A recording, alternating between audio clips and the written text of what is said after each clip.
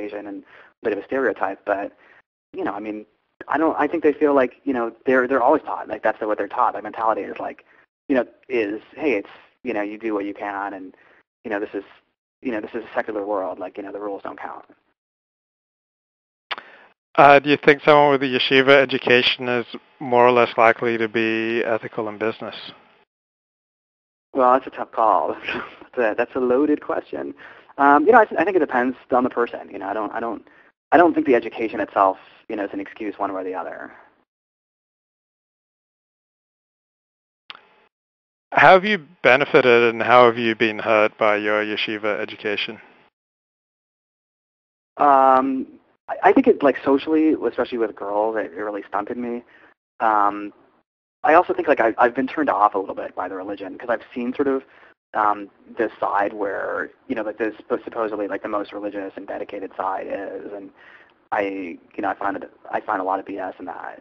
So I've been turned off by a little bit of the religion to some extent. I'm sorry, what was the question again?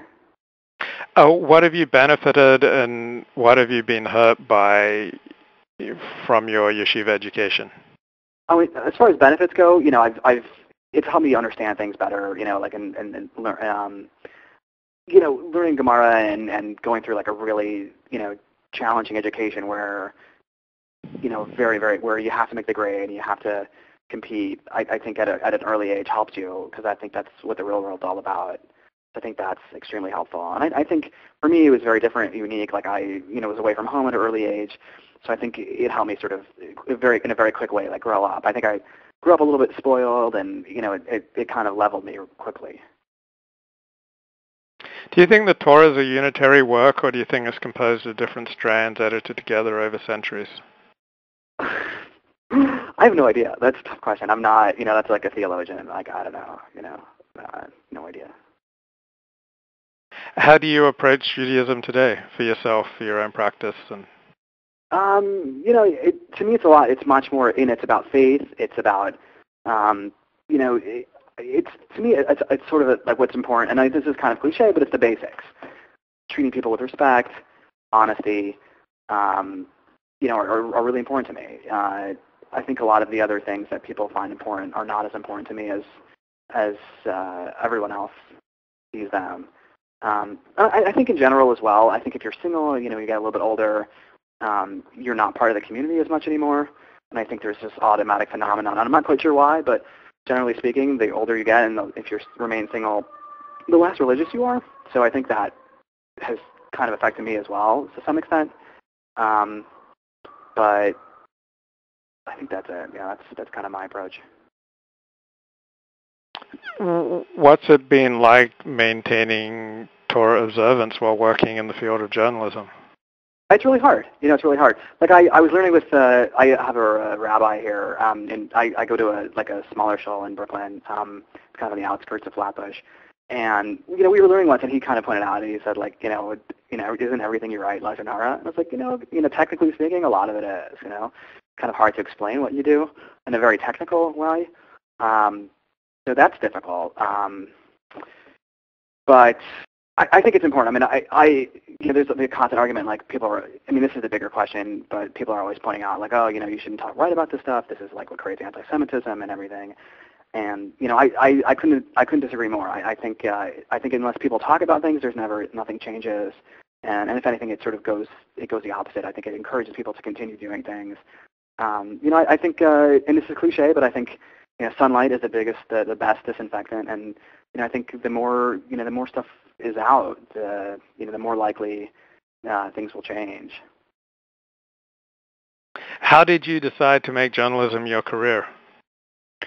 I was a big writer, and I took towards the end of my college experience, I took Brooklyn College doesn't have a very big journalism program, and I took a couple courses in journalism. They have two really great professors, and they have sort of like a class where they sort of set up a sort of a pseudo newsroom, and it was during the Bloomberg when he was running for election the first time, and I got assigned to sort of cover some of his events for the class. And at the time, he was like really down in the polls, he was against Mark Green, and he was talking to anybody, and his people were talking to anybody.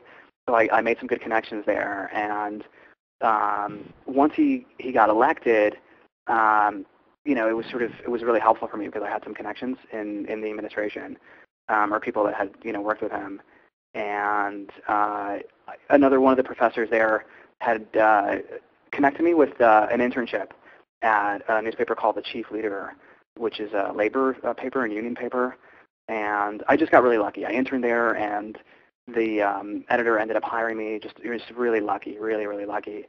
And really taking me under his wings and helping me and teach me. And he taught me, just all the basics. From your first-hand experience, what is the attitude of Orthodox Jews to journalism? It depends how Orthodox. If my more religious friends are always like, oh, you can't believe what you write. It's all Lashon Hara. They're just completely scoff at it. I think the more skeptical, the more modern, they have the opposite approach. They're they believe everything. They're a little bit more of the conspiracy theorists. So I think it depends, where you are on the Orthodox scale. Is writing? Sorry. Go ahead. No, that's it. That's it. Go ahead. Well, what do you mean by attitude as well? Also. I'm thinking. I interviewed about 50 journalists in the Jewish parochial press, like Gary Rosenblatt, J.J. Goldberg, et cetera, and it doesn't seem like journalism is a big value in the text of the Jewish tradition. It seems that if you weigh up discretion versus disclosure, discretion tends to win out as a value of Jewish text, and of course the Chafetz Chaim is particularly one strong extreme position against disclosure. So I'm thinking about Ari Goldman's autobiography. And I interviewed Ari. Is it Ari Goldman? Yeah, he used to write religion for the New York Times. Sure, yeah, I met him. It's really nice. Yeah, and how he talked about being shunned, in various places in Orthodox Jewish life because of his connection with the New York Times or his writing with the New York Times. And so Heshi Fried told me also that a lot of Orthodox Jews treated you pretty badly when they find out that you write on Jewish life for the New York Post, and that, I don't know, they step on your toes or they shove you, or I'm not sure exactly what have you endured? Yeah, I mean, it's not people are upset. People get upset. Particularly, I did a big story 2 years ago. It's sort of like my mini claim to fame. There was a big, I don't know if you're familiar with, there's a big bar mitzvah that was held in a jail, and it caused a big uproar.